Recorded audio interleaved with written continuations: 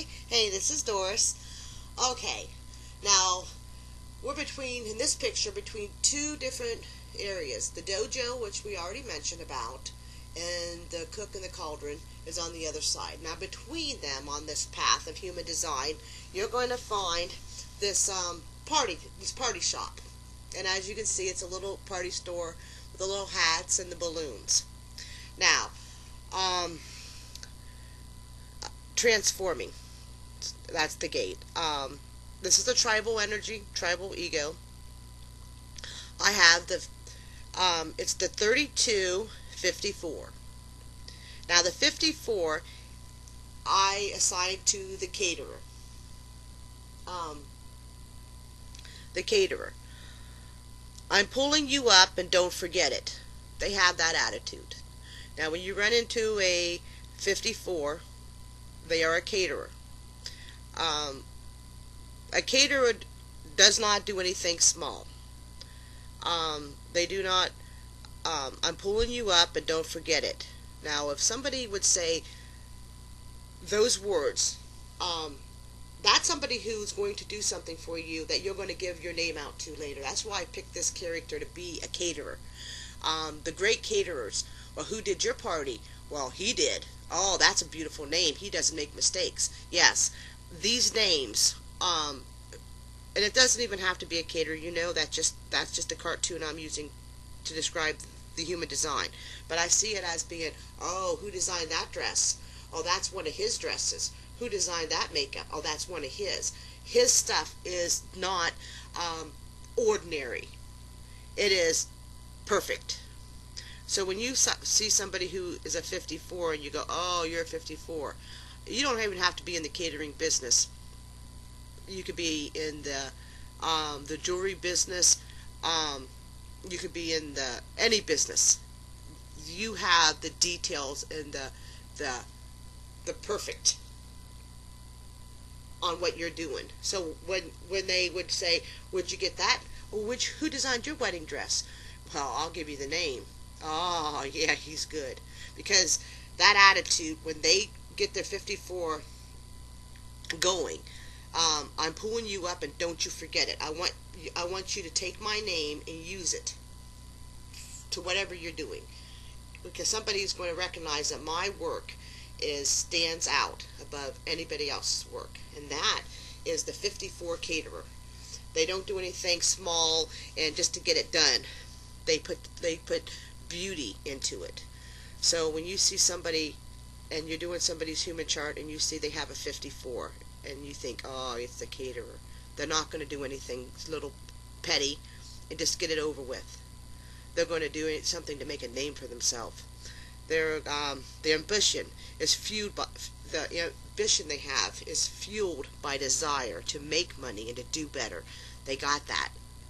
And so let's get to the other half of this line. Is the 32 I call the balloons. They show others that change is easy. Now that's the reason why I made it into balloon. Balloons are so easy and cute. Everybody wants, and everybody wants a balloon. You go to any carnival, they pass out balloons. It's easy. It's polite. It's not scary. So these caterers use these balloons. They'll take it, and the balloon is the not scary part. The party store in front of you shows balloons coming out of it. That's kind of why I love that little picture. And inside of it is a caterer. Now, the 32. Alright, so you got the 32. Looking at the 32, you have, I hate to tell you, but you're born with the fear of failure. You have that on you all your life. You might not even knew what it was. But in the back of your mind, in the way you think, in the way you act, you have a fear of failure. That's activated by smell. How is it activated by smell, you say? You might even say words like that. That smells like a shady deal. You might even heard yourself say things like that. That smells like money. That smells good. Um, the words that you said, and you've probably been saying these for years, and didn't understand that you associated this feel of failure with smell. It's if you go back through your life and oh my, you say oh my. I remember one time I was when somebody was talking to me and I said that stinks. I did say that. Well, ain't that funny? Because my fear of failure related it to a smell. It stinks. That stinks. It's kind of like a a compass for you. You describe it maybe into smells, or you describe it into description of smells when you're talking about something. Keep in mind that those are clues. Because you have the fear of failure, you try extra hard. The 32 is great with the caterer because they know when they're with a caterer that person will pull them up, make them great. So I put these two together. That's the reason why I did it. The I Ching chart did. But in this story, when you look at a caterer and with his balloon, he'll make changes, transform, show you it's easy steps to do. Um, the because of the fear of failure, um, you, you do things more perfect. You pay attention to more details. You because you don't want to fail. You know, when I talk about some of these traits have fears behind them, those fears are inside you that drive you to motivate you. Yeah, you know, you want to get somebody running, chase them with a wild animal, makes them run. It's that fear behind it takes you to the next level. Um, some of these traits come with fears, but because of these fears, make you great. So when you look at the charts and say, well, I'm a 32, I work extra hard because I have a fear of failure. So my work is extra detail and extra beautiful. And when you see the 54, the caterer, you know that they're they're motivated by making money and doing better. They they will impress. So next time you go to buy a wedding dress or buy a somebody's going to put a ring together for you or something important, or even lay out your flower design, and if you know they have a 54 on their chart, they're going to do an excellent job. They're going to do a job that people are going to walk past you and say, hey, who did that? Who did that work? Who did that? Because when I get to the place where I need mine done, I want their name. I want their business card. So it's good. It's all good. And that is the 3254. I'm hoping I'm making this stuff simple for you. I'm hoping that these gates are going to give you ideas to talk, to do a chart. Oh my goodness, if you have to wait till you're 49 to open up a chart to know what human design is, I was so sad when I realized how old I was till I seen this stuff. I wish I would have known so many years earlier, because I'd be looking for this.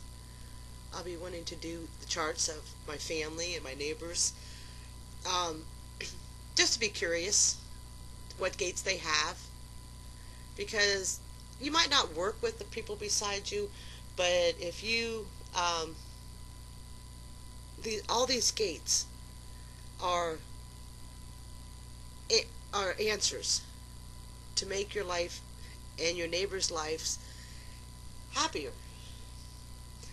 So the reason why I'm doing these tapes is I want human design not to come into somebody's life when they're at the age of 50 or close to it. I think these are things that benefit you your younger years, because Once you're at the age 50 and you have low vibration, it's a little bit too late to be changing. Well, I'm not saying it's too late. People have turned their life around. Like, oh, I I need to start watching out for what I eat. My doctor said, and that my body's falling apart. um, you can fix yourself. So if you don't know about human design until, let's say, you're listening to these tapes and you're 50, you can still turn this all around and live a long life. But it would be best if you learned when you were like 20s to learn about human design. That way you kept healthy and energetic between the age of like 20 and 50. Because that's the age when the body starts slowing down and things are changing. So um, that is why this is so important to get out there. Get out there for you, your family, and to know that if see their charts, to give them things to do that are on their paths. These paths are not given to you by me; they're given to you by the divine. Um, what makes you happy, what makes you smile, what brings energy to you. Get out there and find out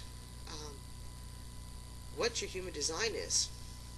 Because later on, you're going to be wearing a hat that's going to put you as a manifester or a generator or manifesting generator. That's just your job. That's a job, a 9 to 5 job. You got to come home. You got to be yourself. You're not just a robot. You got to do something to help yourself and keep the energy flowing for you to be a better person. Okay, I think I rambled enough on this tape. Until the next tape, thank you.